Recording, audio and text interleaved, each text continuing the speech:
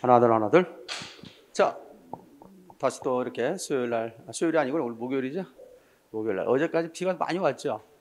어제 뭐 정말 노량진에서 강의를 하는데 저녁 시간에 수업 끝나고 가는데 이거 첩퍽 그냥 다리가 다 젖을 정도로 그런 정도로 비가 많이 왔습니다. 근데 아침에 일어나 보니까 밝은 햇살이 맞아주는 것 같아서 어제 날씨와 오늘 날씨가 이렇게 틀릴 수 있을까 그런 생각을 해봤어요. 이렇게 날씨가 변하듯이 여러분들도 지난 목요일 날 수업이 좀 어려웠다면 이번 수업은 좀 맑은 날씨처럼 그래서 여러분들의 지식이 잘 들어가는 그런 좋은 날이 됐으면 좋겠어요. 그렇죠? 우리 지난번에 배웠던 내용에 대해서 한번 정리해 볼까요? 자, 언어와 국어 파트에 대해서 우리가 첫 시간부터 얘기했었을 텐데 언어와 국어 파트. 자, 언어와 국어 파트에서는 뭐에 대해서 우리가 생각했었죠? 하기야 뭐 동영상 올라가 있는 상황에서는 뭐 이게 육광체가 될 테니까 아마 일강을 떠올리기가 좀 힘들 걸로 생각됩니다. 그죠? 그러나 우리가 얘기했을 때처럼 언어와 관련해서는 언어의 개념과 그 다음에 특성, 기능까지 기억해두라고 했죠. 그래서 자사역분 개축, 감사표, 미정 기억납니까? 거기에 따라서 이제 언사는 자 소위 그 언어와 사고의 관계를 얘기하면서 언어 우위관, 사고 우위관에 대해서 얘기해 주었다라고 할 수 있겠습니다. 자, 이제 국어와 관련돼서 국어의 개념, 한 국가의 공식어이자 통용어이자 표준어가 된다라고 할 수 있죠. 국공용표, 고해안 그랬죠. 그래서 국어의 체계는 고유, 외려, 한자가 있다. 더러 시험 문제 자주 나오는 유형의 문제는 아니지만 다음 중에서 고유어를 포함하고 있는 것은 고유어만이 묶인 것이 아닌 것은 다음 중 고유어가 아닌 것은 뭐 이렇게 나올 수 있겠죠. 그런 점에서는 적어도 책에 들어있는 내용에 대한 숙지가 좀 있어야 되겠다라는 것을 다시 한번 이야기하면서 그러죠. 그래서 고외한 시작. 고해한 잘 되죠. 이 밖에 잠오삼 상감 높이 외친다 들어보시겠어요? 그래서 대체로 국어의 특징에 있어서는 그게 세 가지 분류로서 이해될 수 있는데 음운상 특징이 있다. 두 번째 어휘상 특징이 있다. 그 다음에 세 번째 문장상, 문법상 특징이 있다. 얘기한 적이 있죠. 따라서 기본적으로 의문상 특징, 국어의 특징에 대한 것과 관련해서 문제가 나왔을 때 국어의 특징에 속하지 않는 것은 또는 좀 더 구체적으로 시험 문제 나왔을 때 국어의 의문상 특징이 아닌 것은 국어의 어휘상 특징이 아닌 것은 뭐 그런 식의 유형의 문제가 시험에 출제되기도 하죠. 그래서 이제 우리 의문상 특징에서 가장 기본적으로 기억해야 될 것이 있다. 자모섬 생각나죠? 자음에 관한 것, 모음에 관한 것 또는 삼지적 상관속이라는 말이 나오면 뭐의 특징? 의문상 특징이다. 특히 삼지적 상관속이라는 말은 에서소리, 된소리, 거센소리 관계를 갖는 것을 삼지적 상관속이라고 했죠. 이러한 삼지적 상관속을 통해서 대체적으로 음상의 변화를 가질 수 있다. 따라서 어감의 변화, 의미의 변화를 가질 수 있다. 이렇게 정리할 수 있겠고요. 이 밖에 어휘상 특징에 있어서 기억해둘 것은 상건, 높이, 외친다 이런 식으로 이제 외워두는데 상징어가 발달됐다든가 감각어가 발달됐다든가 그렇죠? 그다음에 높임말 이게 대체적으로 외려나 친조어가 많다라고 하는 거 이것이 바로 뭐의 특징? 어휘상 특징이다라고 할 수 있죠. 바로 이렇게 압축 문자를 통해서 이 기억해 두는 것이 뼈대를 세우는 것이기 때문에 그만큼 기억 회상에 상당히 도움이 된다라고 하는 것 그런 얘기를 한 적이 있습니다. 따라서 잠오삼, 상감 높이 됐죠? 외친다. 이 밖에 이제 문첨주소, 숲이 높다. 그래서 문법상 특징 또는 문장상 특징으로서는 대체적으로 우리 국어는 조사나 어미라는 문법 형태수가 발달됐던 첨가어적 성질을 갖는다. 이것이 이제 대표적인 또 특징 가운데 하나고요. 두 번째는 주어 플러스 서술어. 그래서 우리가 서술어는 맨 마지막에 위치한다라고 하는 거예요. 맨 마지막에 위치하기 때문에 그만큼 듣는 사람을 끝까지 잡아놓을 수 있다는 장점이 있지만 주어와 서술어 간에 호응이 맞지 않는 비문장을 많이 만들어낸다는 단점도 있다. 이렇게 얘기한 적 있습니다. 이 밖에 소식어는 피소식어, 즉 꾸며주는 말은 꾸밈을 당하는 말 앞에 온다. 그래서 소식어 플러스 피, 소식어적인 측면에서 이해해 둘 수 있어야 되겠고요. 또 하나 우리가 기억할 수 있는 게 뭘까에 따라서 문첨주소, 숲이 높다라고 했죠. 높임법이 발달했다. 따라서 주상계, 높임법에 대해서는 특히 뭐 주체 높임이랄지 상대 높임이랄지 객체 높임 따라서 주상객이 발달했다고 하는 거예요. 이 밖에 단어 형성법이 발달했다. 이렇게 하나의 어떤 특징을 안다는 것은 뭐냐? 우리가 각각 의문론에서 형태론에서 문장론에서 무엇을 공부해야 할지를 알려주는 것이나 마찬가지다라고 얘기할 수 있습니다. 따라서 자연스럽게 문법에 대한 구체적인 내용을 이해하게 되면 이런 국어의 특징은 자동 이해될 것이다 이렇게 생각되죠. 그러나 어찌됐든 일단 암기할 사항은 국어의 특징에 대해서 암기할 사항 암기해야 되겠죠. 가장 기본 뼈대가 될 수 있는 게 자무상, 상감 높이 외친다 이렇게 알고 있으면 되겠습니다. 물론 이제 더불어 여기까지가 중심 내용인데 이제 거기에 따라서 국어 순화에 대해서 잠깐 언급한 적이 있죠. 순화에는 순정미가 있다라고 하지 있습니다. 순정미. 그래서 순화, 정화, 미화. 그래서 순화 속에는 정화가 있고 미화가 있는데 정화라는 것은 외래어를 순수 우리말 즉 고유어로 바꾸는 것을 뭐라고 한다? 다 같이 정화라고 얘기하고 이밖에 어려운 말을 쉬운 말로. 그다음에 음비속어 있죠? 은어나 비어 속어를 표준어로 음비속표 표준어로 바꾸는 것을 미화라고 얘기했다라고 할 수 있습니다. 자, 그러면서 이제 좀 시험 문제 그래도 한 번씩 거론되고 있는 것 중에 하나가 뭐라고 했어요? 어려운 한자를 쉬운 우리말로 고치는 작업에 대해서 나온다. 그래서 지난번에 우리 교재 속에 수록되어 있는 것 중 그래도 시험에 나왔던 것도 나올 수 있는 것들에 대해서 체크해 줬어 안 했어요? 했었죠? 국어 순화와 관련해서 그런 정도. 요즘에 와서는 북한 말이다 이런 거 잘 안 나오고 있고요. 일본 말을 순화했을 때 어떤 것이 맞느냐 이런 말은 잘 요즘 안 나오고 있다라고 할 수 있습니다. 따라서 대체적으로 어려운 행정용어, 특히 우리 행정용어 속에는 법률용어나 행정용어 속에는 뭐가 다 많이 담겨져서 일본의 그런 한자, 옛날에 그 일본식 한자가 많이 섞여 들어있기 때문에 그런 것들을 쉬운 우리말로 고치는 작업들이 많이 이루어지고 있다고 얘기할 수 있습니다. 여기까지가 언어와 국어 파트의 기본적인 내용이었죠. 자, 그다음에 이제 의문론에 들어가서 의문론에 있어서 우리가 크게 몇 가지를 알아두라고 했죠? 세 가지를 알아두라고 했죠. 첫 번째 의문에 있어서 단위에 대한 이야기, 단위. 두 번째 체계에 대한 이야기, 세 번째 변동에 대한 이야기인데 지난번에 아마 단위에 대한 이야기, 체계에 대한 얘기까지 했던가요? 자음체계, 모음체계 지난번에 했던가요? 양치, 경어로, 파파마, 비유 안 했던가요? 지난번에 안 했던가? 우리가 지난번에 의문의 단위에 대해서 우리 설명했다면 대체적으로 보면 자음에 대한 이야기, 모음에 관한 것, 소리의 길이에 관련 것들과 같은 의문의 단위가 있었을 것이다 이렇게 생각되죠. 자, 의문이란 게 뭐였어요? 의문이란?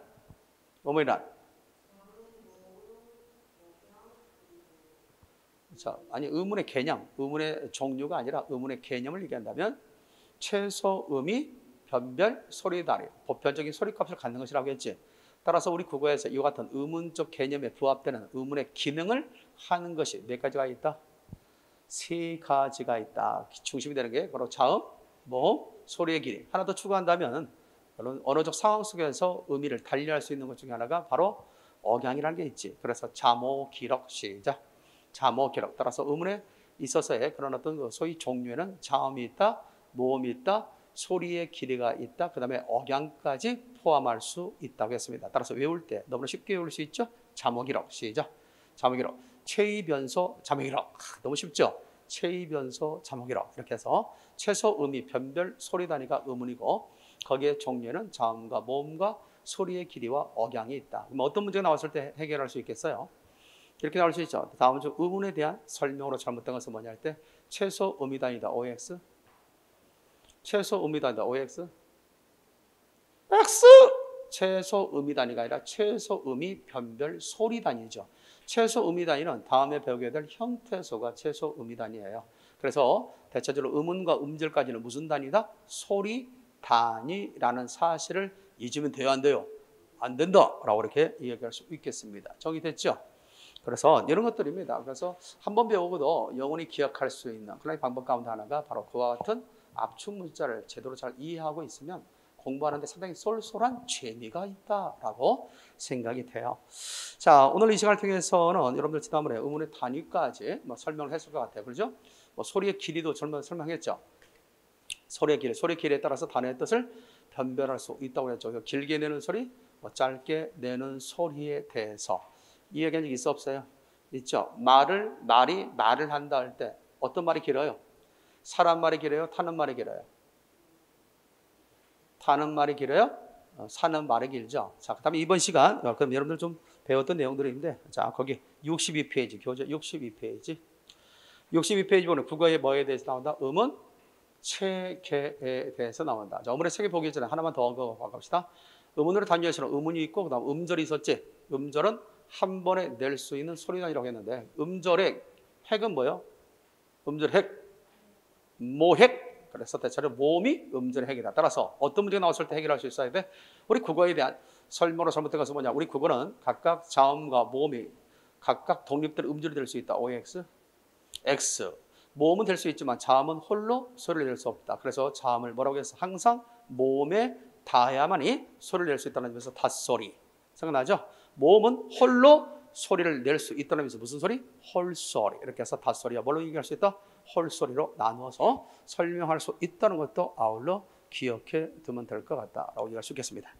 자, 계속해서 보도록 할까요? 그렇다면 우리 국어의 의문 체계 지난번에 62페이지.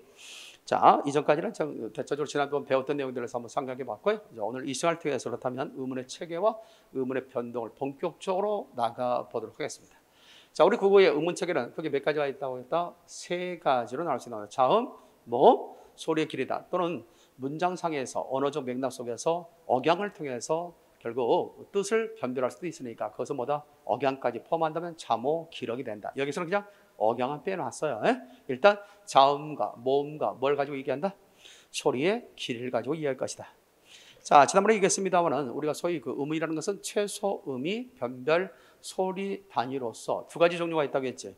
분절 음운이 있고 뭐가 있다? 시작. 비분절 음운이 있는데 나눌 수 있다는 점에서 분절 음운, 나눌 수 없다는 점에서 비분절 음운. 그때 분절 음운에 속하는 것은 자음과 모음이 거기에 해당된다고 했죠. 이 밖에 비분절 음운은 나눌 수 없는 뭐 소리의 길이랄지 색이랄지 억양이랄지 있어 없어요? 있죠. 이런 것들을 비분절 음이라고 했다. 그럴 때 그 비분절 음운을 다른 말로 운소라고 얘기하고 분절 음운을 결국 음소라고 해서 그 분절 음운인 음소의 음자와 비분절 음운을 달리 운소라고 한다. 운소의 운자를 따서 운이라고 한다는 거 이해됐나요?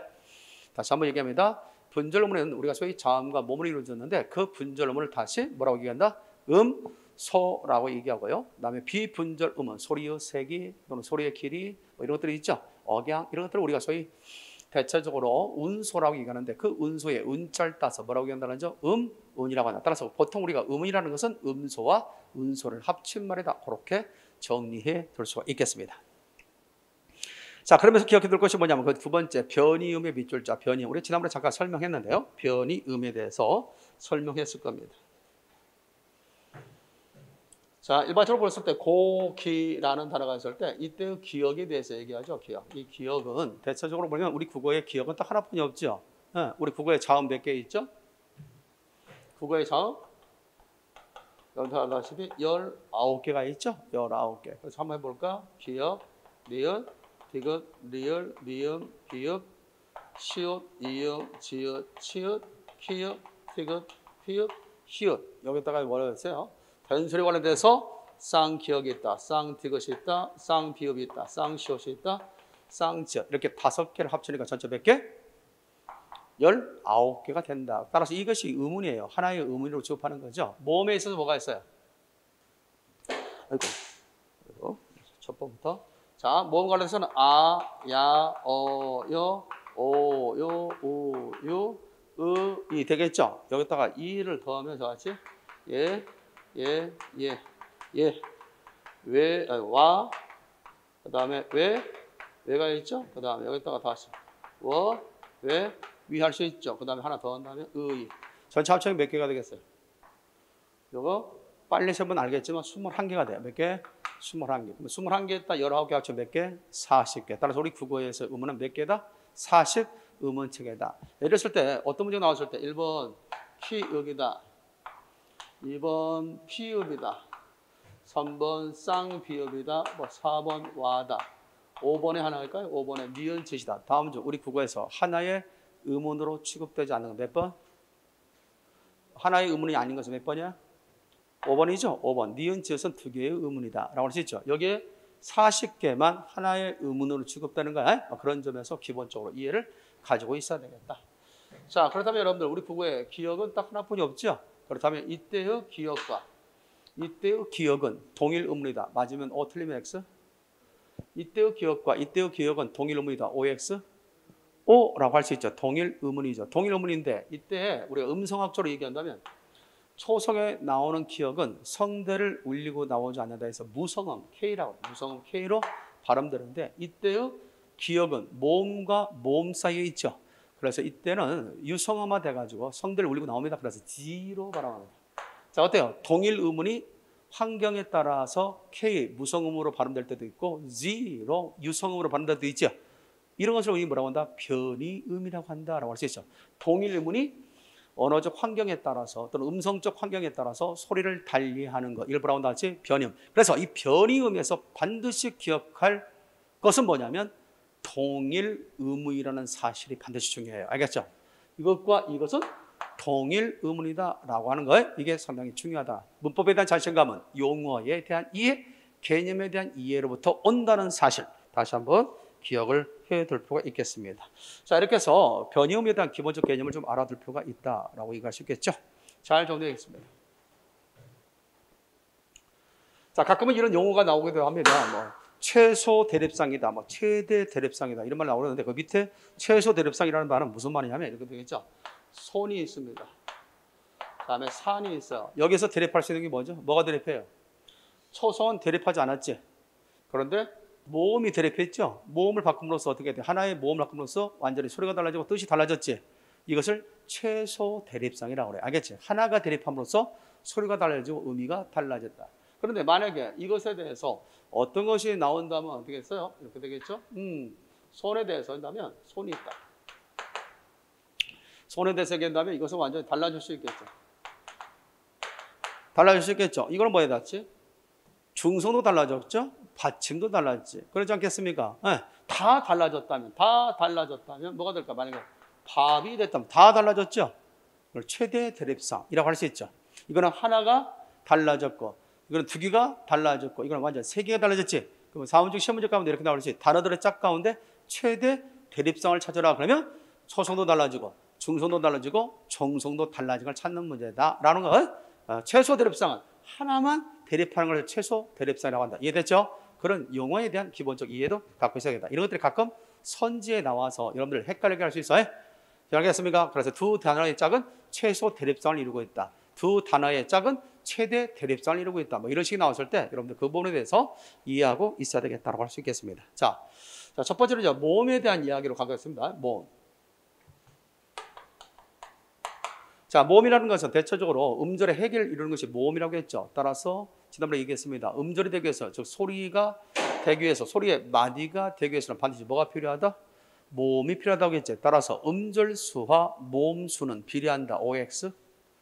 음절수와 모음수는 비례한다. OX. O라고 해야 되겠죠. 이렇게 해서 모음과 관련돼서 우리가 기억해야 되겠죠. 그래서 모음을 어미 모자를 쓴다는 거예요.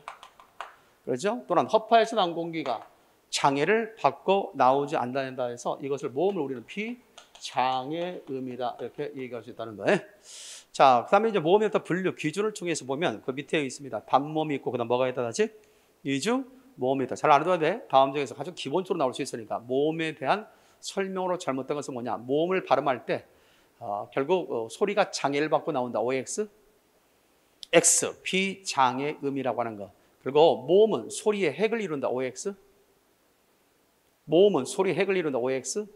O라고 했지. 모음이 없으면 소리가 될 수 없다는 얘기죠. 정리됐나요? 그래서 우리가 지난번에 잠깐 설명을 했던 것 중에 하나가 가가 있다. 가를 우리가 자음과 모음으로 나눴을 때, 그렇죠? 그럴 때 기억 한번 읽어봐. 다 같이. 기억. 이거 읽어봐. 읽을 수 없다고 했잖아. 자음은 단독으로 소리가 될 수 없다고 했지. 우리가 이야기하고 있는 기억이라는 것은 이것의 이름이죠. 이름. 이것의 이름이 뭐냐 그럴 때 우리가 기억이라고 해야 되겠지만 이걸 읽어봐라고 할 때는 여러분들 가감이 어떻게 돼요? 침묵하거나 아니면 고개를 살랑살랑 흔들어야 된다라고 얘기할 수 있죠. 자, 이렇게 해서 이제 우리가 얘기할 수 있습니다. 자, 그렇다면 그 모음은 어떻게 우리가 구분할 수 있을까? 그게 모음은 그 두 종류로 나눕니다. 이 단모음과 그다음 뭐가 있다 지 이중 모음으로 나눌 수 있다. 단모음은 단모음과 이중 모음을 갖다 나누는 기준이 뭘까요? 모음의 종류 가운데 우리가 단모음이 있다. 그 다음에 이중 모음이 있다. 그렇다면 이 단모음과 이중 모음을 나누는 기준. 이거는 발음할 때 혀의 위치, 발음할 때 혀의 위치나 입 모양. 자, 혀의 위치나 입 모양이 변하냐, 변하지 않냐를 가지고 우리는 단모음과 이중 모음으로 나눌 수 있다고 할 수 있죠. 자, 단모음은 혀의 위치, 발음할 때 혀의 위치도 변하지 않습니다. 입 모양도 변하지 않습니다. 그러나 이중 모음은 발음할 때 혀의 위치나 입 모양이 변한다라고 할 수 있습니다. 오늘 우리 현대국어에서 단모음에 해당되는 것은 딱 몇 개가 있느냐면 여러분들 교재도 알다시피 거기 있죠. 표 있죠. 몇 개입니까? 빨리 세본다면 앞에 5개, 뒤에 5개, 10개가 되겠죠. 10개. 따라서 오늘 현대국어에서 단모음은 10개다. 이 정도는 머릿속에 기억해둬야 됩니다. 이 밖에 이중모음은 그 나머지겠지. 오늘날 현대국어에서 모음 총 몇 개였지? 21개지. 그러니까 10개 빼면 몇 개 되겠어? 11개. 따라서 이중모음 몇 개다? 11개인데 이 이중모음은 대체적으로 3가지 계열이 있습니다. 첫 번째, 이 자리에서 반모음이죠. 이 자리에서 소리 나는 것. 두 번째, W, 오나 우에서 시작되는 것. 세 번째, 의에서 시작되는 것. 거기 몇 가지가 있다? 3가지가 있다. 특히 이에서 시작되는 이중모음에는 몇 가지가 있습니까? 야, 여, 요, 유, 예, 예. 6개가 있지? 6개. 아예 숫자를 걷다가 가로 열고 써놓는 도 괜찮겠지? 6개라고. 그 다음에 오나 우에서 나는 거 몇 가지가 있다? 4가지가 있지. 와, 왜, 워, 왜. 4가지. 의에서 시작되는 몇 가지가 있다? 1가지가 있지. 따라서 6개, 4개, 1개, 합쳐 몇 개? 11개가 되겠죠. 따라서 이중모음 몇 개? 11개. 그래서 시문제 뭐가 나올 수 있겠어? 다음 중에서 오, 우 자리에서 나는 이중모음이 아닌 것은 나올 수 있겠지. 다음에 이 자리에서 나는 이중모음이 아닌 것은 뭐냐? 나올 수 있겠지. 기본적으로 그런 것들에 대한 이해는 가지고 있어야 되겠다라고 할 수 있죠. 자, 이렇게 해서 다시 한번 정리할까요? 단모음과 이중모음은 뭘 가지고 변한다? 발음할 때 혀의 위치나 입모양이 변하면 이중모음 변하지 않으면 단모음이라고 할 수 있죠. 한번 내볼까요? 자, 해봐. 시작. 한번 입이 딱 정해지면, 모양이 정해지면 변하지 않죠? 혀도 움직이지 않잖아. 이걸 단모음이라고 그래. 근데 이제 와를 해볼까? 와, 시작. 와. 변해 안 변해요? 입 모양도 변하고 혀의 위치도 변한단 말이야. 이것을 이중모음이라고 한다. 이렇게 머릿속에 넣어두는 것도 괜찮지 않겠는가 이렇게 생각됩니다. 이해됐습니까? 거기까지 좀 기억을 해둘 필요가 있지 않느냐. 자, 그래서 이제 보통 우리가 국어에서 반모음이라는 개념이 있어요. 반모음의 밑줄 쫙 해놓을까? 이중모음의 선행모음이며 일반 모음보다 짧게 발음되어 자음의 자리에서 떨어진 의문이다 라고 되어 있죠. 그래서 보통 우리가 반모음이라고 하지만은 다른 말로는 뭐라고 한다? 반자음이라고 그래. 따라서 모음적 성질과 자음적 성질 다 아울러 지니고 있기 때문에 반모음이라고 일반적으로 부르나 반자음이라고 해도 틀린 바가 없다라고 얘기할 수 있습니다. 이게 무슨 말이냐면 칠판 주목해봐. 야가 있죠? 이 야라고 하는 것은 뭐가 합쳐진 말이냐면 이 자리에서 시작돼서 형태로 이어지는 겁니다. 야, 시작. 야 하는 거죠. 이에서 시작해서 아로 끝나는 것이 야야. 그러면 여기 이때의 이는 단순한 이가 아니라 뭐다? 반모음이라는 거야. 알겠죠? 온전히 이가 소리값이 들어있다 안 들어있다? 들어있지 않아? 여기 아예 묻혀버리죠. 이야. 우리가 이게 아니죠. 이야 이렇게 돼서 이가 아예 묻혀버리죠. 이것도 우리는 뭐라고 합니다? 반모음이다 라고 얘기할 수 있다. 그러므로 여러분들 기억해 둘 것은 뭐냐면 이중모음은 뭐가 포함된 말이다? 반모음이 포함되는 말이다. 이렇게 정리하면 돼요. 알겠습니까? 그거 다 써놔요. 이중모음은 뭐가 포함된 말이다? 반모음이 포함된 말이다. 또는 반자음이 포함된 말이다. 이렇게 정리되겠죠. 옆에 다 써놓으면 되겠습니다. 옆에 아주 써놔라고 공간까지 확보되어 있네요. 그렇죠? 교재 63페이지 보면 위에 공간이 비어있잖아. 거기다 써놔도 될 것 같아요. 뭐 그렇게 해서 이중모음은 뭐가 포함된 거? 반모음이 포함된 말을 말한다 라고 이해할 수 있겠습니다. 여기까지 이해됐습니까? 자, 그러면서 여러분들 참고를 하나 적어놓을까? 뭘 적어놓냐면 이렇게 쓰면 나올 수 있어요. 예를 들어서 어떤 유형의 문제가 나올 수 있겠다? 다음 중에서 이중모음을 포함하고 있는 단어를 찾아라 이렇게 나올 수도 있겠지만 더러는 발음할 때에 혀의 위치나 입모양이 변하는 모음을 포함하고 있는 걸 찾아라 나올 수 있겠죠. 그래 안 그래요? 자, 하나 물어봅시다. 고수라는 단어가 있어요. 고수라는 단어. 자, 이 고수라는 단어는 발음할 때 입모양이나 혀의 위치가 변하는 모음을 포함하고 있다. OX? X죠. 왜냐하면 O나 U는 다 단모음이죠. 단모음은 발음할 때 혀의 위치나 입모양이 변하지 않는 거죠. 정리됐나요? 이것을 우리가 알 수 있어야 되겠다는 것이죠. 반면에 우리가 이해할 수 있는 것은 뭐냐면 이렇게 할 수 있겠지 않습니까? 그러죠. 거르세가 있습니다. 자, 이 단어는 발음할 때 입모양이 변하는 혀의 위치나 입모양이 변하는 이중모음을 포함하고 있다. 자, 맞습니까? X죠. 왜? 왜도 단모음이었죠. 생각납니까? 그렇게 해서 그런 부분들에 대해서 기억을 해드릴 수 있어야겠다. 자, 이렇게 해서 모음을 좀 외울 때 이렇게 외우면 좀 좋지 않을까? 나는 그래서 쉽게 외웠던 가운데 하나가 이, 예, 위, 왜, 그다음에 오 이렇게 돼 있죠. 그럴 때 좀 더 이것을 쉽게 외우기 위해서 이런 말 약간 뭐 과외를 좋아하는 입장에서 보면 키, 위, 크, 분, 세, 네, 코, 봉, 예, 사 이렇게 외우니까 실수함이 없더라고요. 키, 크군, 세, 네, 그, 봉, 예, 사 이렇게 정리하면 될 것 같아요. 자, 과일가게 갔어. 그랬더니 키위를 사러 갔어. 키위가 크군. 먹음직스러워 생겼어. 이걸 살까? 그랬더니 그 옆에 체내 거봉이라는 거봉이 있네. 야, 그것이 더 탐스럽게 생겼어. 더 먹고 싶어. 그래서 내가 말을 했어. 아내에게 예, 사. 알겠습니까? 무슨 말 알겠죠? 이런 식으로 외워두면 좀 더 쉽지 않겠는가? 자, 시작. 키 크군, 세네개봉, 예사. 정리됐죠? 따라서 이 앞에 부분, 이게 단몸이잖아요. 단몸, 이 앞에 부분을 여러분들 알아둬야 돼. 이 앞에 부분은 혀의 앞뒤에 따라서 모음을 좀 나누기도 합니다. 그래서 이것을 전설모음, 무슨 모음? 앞에 부분을 전설모음. 자, 이것은 혀 뒤에서 난다. 뒤에 5개를 후설모음이라고 얘기하죠. 자, 위로 갈수록 무슨 모음 다 같이? 혀의 위치가 입천장으로 닿게 됩니다. 따라서 혀가 입천장으로 닿게 되니까 그만큼 위로 갈수록 고모음. 위로 갈수록 고모음이고 중간이 중모음이 되겠죠. 밑으로 가면 뭐가? 혀가 아래 턱에 붙게 되겠죠. 이것을 우리는 뭐라고 한다? 저모음이라고 한다. 따라서 고중저. 고중저는 뭘 가지고 얘기해? 혀의 높낮이, 혀의 높이에 따라서 우리가 고중저, 고모음, 중모음, 저모음으로 나눌 수 있다. 이렇게 정리해 볼 수 있겠습니다. 자, 더구나 또한 이 4가지가 있죠. 발음할 때 입 모양이 둥그러지는 것이 있어. 이렇게 입 모양이 둥그러진다 해서 결국 뭐라고 얘기하는다? 다 같이? 원순, 입술 순자에 둥글 원자 써서 원순모음. 따라서 입 발음할 때 입술이 둥그러진다. 그래서 위, 네, 그 다음 뭐가 있다? 구, 봉이 있죠? 군봉. 이렇게 해서 대체적으로 보면 원순모음에는 외, 위, 우, 오가 있다는 사실. 이 나머지는 무슨 모음이겠어? 입술이 평평하다 해서 평순모음. 무슨 모음? 평순. 이렇게 해서 정리할 필요가 있겠다. 자, 이렇게 해서 우리가 특히 단모음과 관련돼서 우리가 이와 같이 크게 3가지로 혀의 결국 앞뒤에 따라서 전설과 후설로 나눌 수 있고, 발음할 때 입술의 모양에 따라 원순과 평순으로 나눌 수 있고, 혀의 높이에 따라서 고모음, 중모음, 저모음으로 나눈다. 따라서 모음을 분리하는 기준 크게 몇 가지가 있다? 3가지. 첫 번째 시작. 혀의 앞뒤, 혀의 높이, 입술의 모양. 알겠죠? 이렇게 해서 또 나눌 수도 있다는 것을 기억해 두면 될 것 같습니다. 자, 좀 더 우리가 심화적인 측면에서 하나만 더 할까요? 심화. 요즘에 이제 고조문법이 좀 덜 나오고 있긴 있지만 그래도 2, 3년 전만 해도 고조문법이 또한 파란을 일으켜서 우리 책에도 역시 이제 불어편의 고조문법을 논하긴 했습니다만은 여기다 하나 써놔요. 단모음 체계의 변천. 단모음 체계의 변천이다. 이렇게 해서 써놓는다면 거기에 3가지의 경우가 있을 수 있겠죠. 단모음 체계의 변천.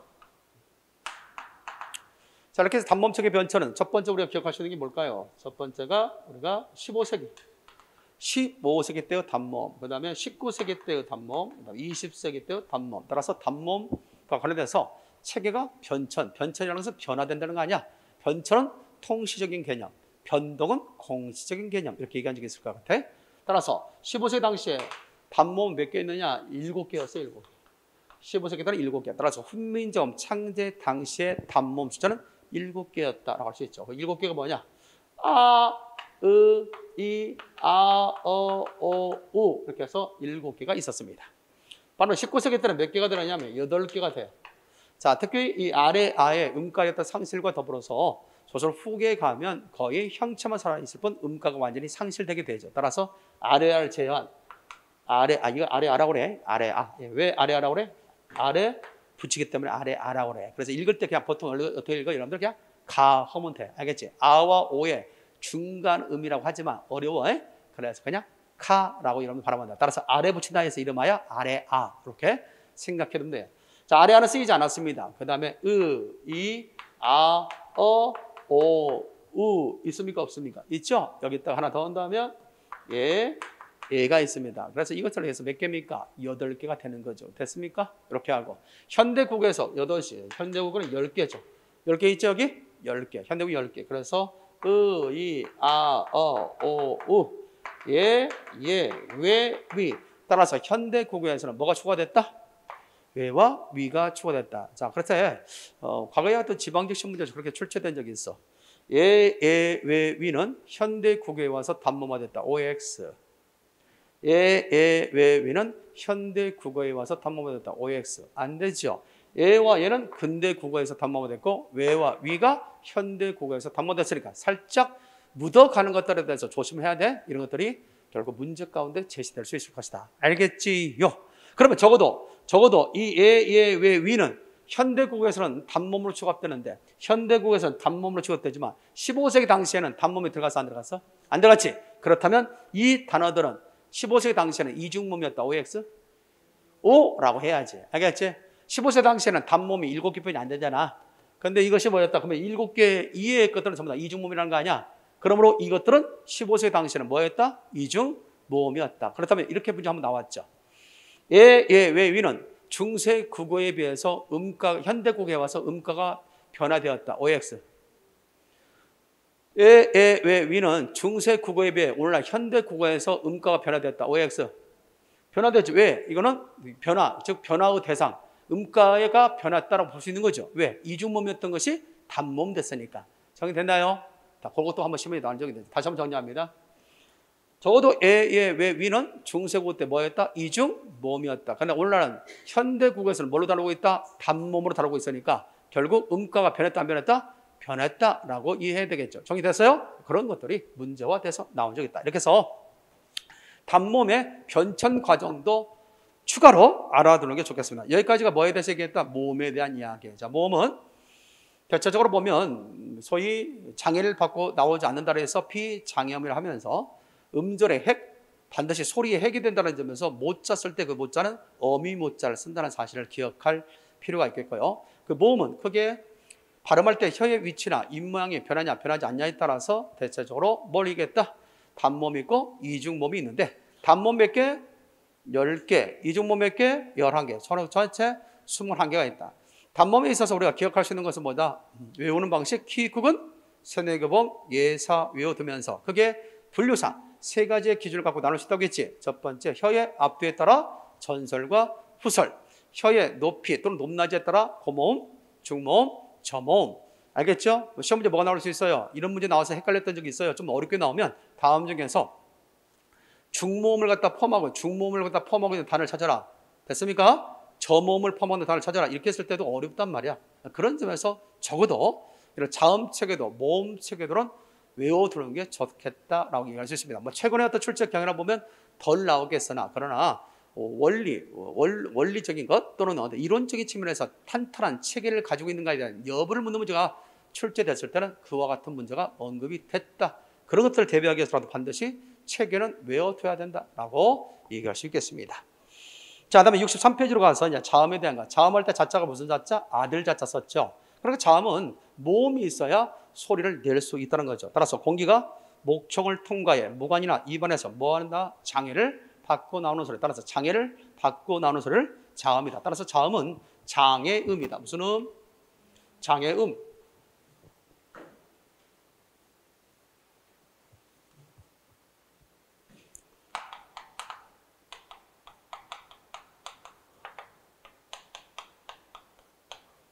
자, 장애음이면서 또 하나 우리 기억할 수 있는 것은 홀로 소리를 낼 수 있지 않고 몸에 닿아서 소리를 내는 거죠. 그래서 이걸 일반적으로 닷소리. 닷소리다. 이렇게 정리해 볼 수 있겠습니다. 따라서 장애음이자 무슨 소리다 닿지? 닷소리라는 개념으로 이해될 수 있을 것이다. 자, 이러한 자음 같은 경우는 크게 두 가지 정도 나눌 수 있습니다. 조음 위치에 따라서 또는 뭐에 따라서 조음 방법에 따라서. 거기다 하나 줄을 하나 그어놔요. 거기에 조음 위치, 조음 방법, 특히 뭐 소리의 성질. 그래서 구분해 줄까? 대각선 하나 더 그어놓으면 더 될 것 같아요. 무슨 말인지 알겠죠? 거기 보면 조음 위치, 조음 방법, 소리의 성질이 있는데 그 소리의 성질과 조음 방법을 구획을 해주면 되겠죠? 그렇게 하면 그게 자음은 몇 가지로 분류할 수 있다? 세 가지로 분류할 수 있네. 첫 번째, 조음 위치입니다. 자, 조음 위치는 소리를 내는 자리라 볼 수 있겠죠. 소리 내는 자리를 조음 위치라고 한다. 그랬을 때 대체로 두 입술, 밑잇몸, 혓바닥, 혀뒤, 목청이라는 자리가 설정되는데 다음과 같이 우리 생각할 수 있죠. 자, 그림을 좀 못 그림으로다만 이렇게 해서 우리가 제시할 수 있는 것이죠.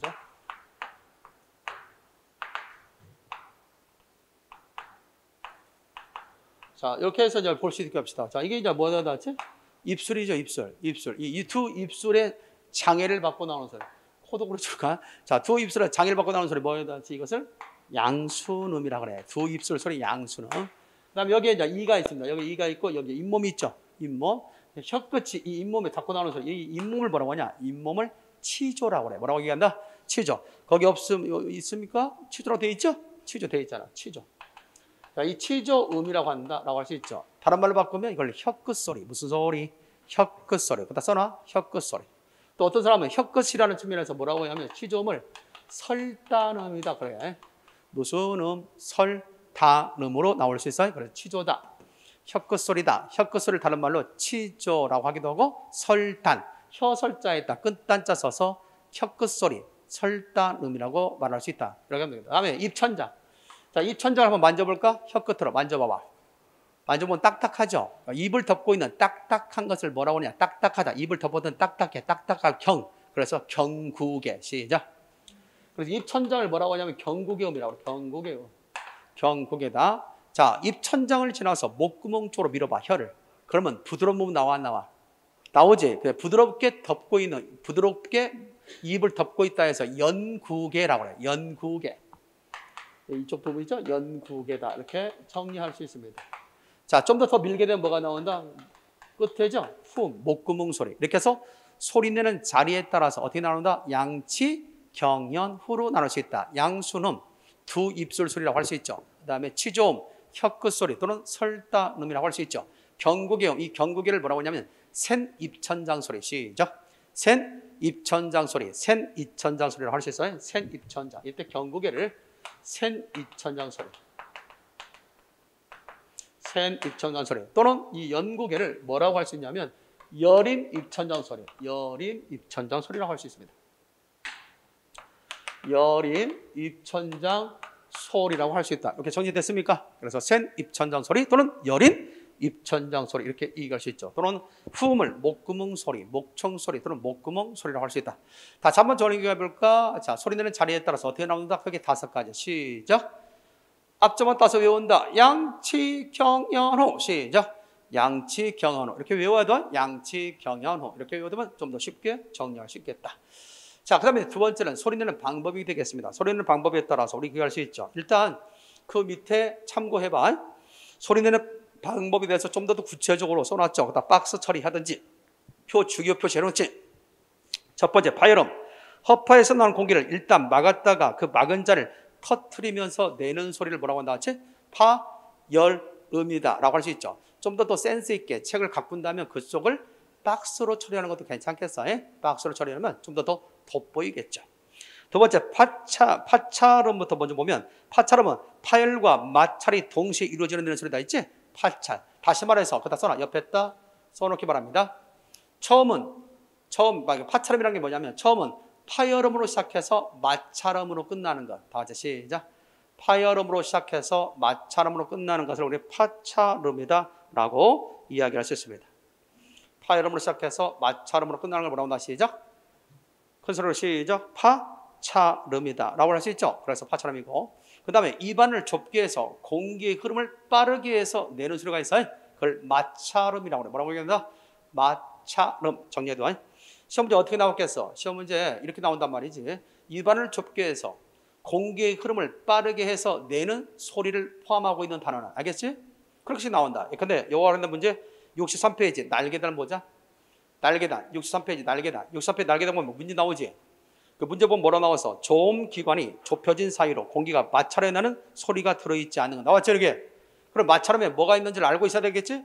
대표적으로 마찰하면 시옷, 쌍시옷, 히읗이 마찰음이란 말이야. 그러니까 시옷이나 쌍시옷이나 히읗이 포함되고 있지 않는 단어를 찾아야 되겠지. 그럼 답은 몇 번이야? 1번이 되겠지. 개나리는 없죠? 이런 식의 문제. 만약에 이런 부분에 대해서 기본적 이해를 없다면 이 문제 풀 수 있을까 없을까? 없단 말이야. 헷갈릴 수밖에 없는 거죠. 정리됐나요? 그런 점에서 기억해둬라.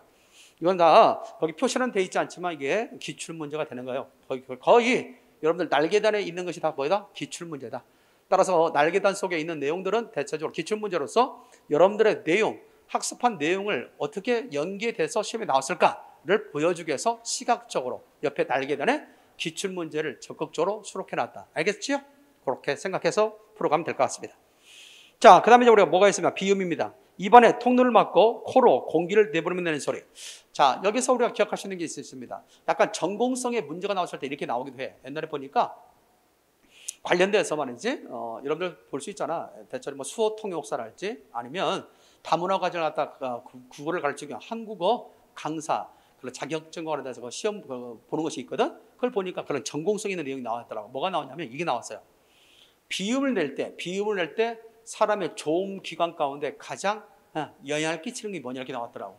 조음 기관 가운데 가장 영향을 끼치는 거. 그게 뭐냐라고 했을 때, 자, 뭐냐? 허파에서 난 공기가, 그 공기가 입안으로 통과하지 못하고 뭐에 걸리냐면 목젖이 내려오니까 목젖에 걸려서 그 공기가 코로 나오게 돼요. 알겠죠? 그때 내는 소리가 뭐다 나왔지? 비음이다 라고 얘기할 수 있습니다. 그 비음의 가장 대표적인 거, 그렇다면 비음을 낼 때 가장 작동하고 있는 기관이 뭐다? 목젖이다라고 할 수 있어요. 목젖이 내려와서 그 목젖에 공기가 부딪혀서 그 입안으로 공기가 나오지 못하고 콧구멍으로 공기가 나오면 내는 소리, 이것을 비음이다라고 할 수 있어. 자, 과거에 울산지방대수협에 나온 적이 있죠. 다음 중에서 코감기 걸릴 때 발음하기 곤란한 음으로 쫙 지어진 거. 그렇다면 뭘 찾는 문제? 비음을 찾는 문제다. 비음은 코 막히면 발음을 잘 낼 수 없죠. 이래야 뭐 요즘에 상당히 인기 있는 가수요. 이제 뭐 대체적으로 뭐 이름 있는 가수가 됐습니다만은 어머나라고 하는 노래를 불렀던 가수 있어 없어요? 어머나, 어머나 있지? 그 어머나가 뭐야? 대표적인 비음이다라고 생각하면 되겠죠. 이음, 미음, 니은, 어머나, 알겠죠? 이렇게. 물론 어머나 할 때 초성이 나오는 이음은 비음은 아닙니다. 받침이 나왔을 때가 비음이죠. 어머나, 어머나 해야 되겠지? 그랬을 때 뭐다? 비음과 관련되어 있다라고 얘기할 수 있습니다. 자, 그 다음에 이음이 있습니다. 이음은 뭐라고 나왔어요? 거기 입안에 기류가 약간의 장애는 받으나 충분한 마찰이나 폐쇄가 없이 흘러나오며 바람하는 소리 있죠? 자, 이걸 좀 더 쉽게 풀어봅시다. 뭐냐면 공기의 흐름에 따라 나는 소리. 알겠어요? 다들 시작. 공기의 흐름에 따라 나는 소리. 공기의 흐름에 따라 나는 소리를 갖다 뭐라고 한다? 유음. 그래서 흐를 유자에 소리 음자 해서 유음이라고 얘기한다. 따라서 공기의 흐름에 따라 나는 소리를 유음이라고 한다. 됐습니까? 여기까지가 소리내는 방법에 따라서 여러분들 반드시 기억해둬야 돼. 하여튼 모음 체계, 자음 체계는 국어에 있어 기본이야. 알겠어요? 이걸 반드시 숙지해 둬야 됩니다. 자, 그럴 때 우리가 외우기 쉽게 하기 위해서 외운다. 자음 체계란 양치 경연우 있죠. 그래서 이렇게 압축 문자를 통해서 외울 수 있습니다. 내가 여러분들 그 프린트물 줬는데 안 줬나? 여러분들 아직 복사해서 안 줬어요? 이따가 내가 한번 말해봐서 내가 보냈거든 메일로. 근데 아직 못 본 모양이야. 확인을. 그래서 그거 압축 문자만 쭉 되어 있는 거 있어요. 예? 그래서 한번 줄도록 할 테니까. 또 여러분들 우리 카페 들어오라니까 한 번도 안 들어왔대. 이 카페 공인간 카페만 사랑하지 말고 내 카페는 뭔 유료화하거나 뭐 돈을 벌기 위해서 한 카페가 아니에요. 강의도 없어. 거기는 자료만 올려져 있어요. 알겠습니까? 그러니까 여러분들 이 공인간 카페도 활용하시고 다음 카페는 재진국어방도 활용하면 돼요. 거기에 보면 문법의 압축 문자도 있고 어문 규정의 압축 문자 다 올려놨어요. 그래서 많은 학생들이 다운받아 갔거든. 여러분들도 적극적으로 그렇게 보아주면 될 것 같아요. 그래서 여러분들 그렇게 말을 하려고 했는데 지난번에 약속했기 때문에 오늘 현대문법에 대한 압축 문자 거기에 프린트물로 이따 준비가 되면 이거 복사 시설 되어 있죠? 준비되면 보낼 수 있도록 그렇게 하겠습니다. 따라서 뭐가 있냐면 조의조방, 조의조방이다 이렇게 할 수 있죠. 조의라는 말은 조음 위치고 조방은 조음 방법, 소리내는 방법이죠. 그때 대표적인 양치 경연우, 양치 경연우 있죠. 조방은 뭐예요? 파파마 비유, 앞자만 딴 거야. 앞자만. 그래서 외우면 쉬워. 파파마 비유. 뭐 헷갈리면 안 돼? 이때 앞에는 파열음이고 뒤는 파차름이다. 이때 파차름은 파열음과 마차름이 섞여져 있다. 알겠지? 그래서 뒤를 파차름으로 본다. 이렇게 헷갈리지 않게 외워두면 된다. 따라서 외울 때 조의, 조방, 양치 경우는 파파마 비유 할 수 있죠. 또는 조의, 양치 경우는 저방, 파파마 비유 이렇게 한다든지 한다면 자연스럽게 외울 수 있다. 자, 어떤 문제가 나왔을 때 해결될 수 있어? 어떤 문제가? 자, 거기에 있는 것이죠. 63페이지 날계단에 두 번째 문제 있어 없어? 확인 문제 있지. 거기 뭐로 나왔어? 소리내는 자리에 따른 자음의 분류가 잘못된 거 나왔잖아. 그렇다면 뭘 외우지 않으면, 이것을 외워놓지 않으면 대체적으로 헷갈릴 수 있겠다. 그 중에 여기다 더 붙여서 얘기한다면 조위, 양치 경우는 파파마비요. 자, 그렇다면 여러분들 집중력 테스트 물어볼게. 다음 중 설명이 잘못된 것은 뭐냐?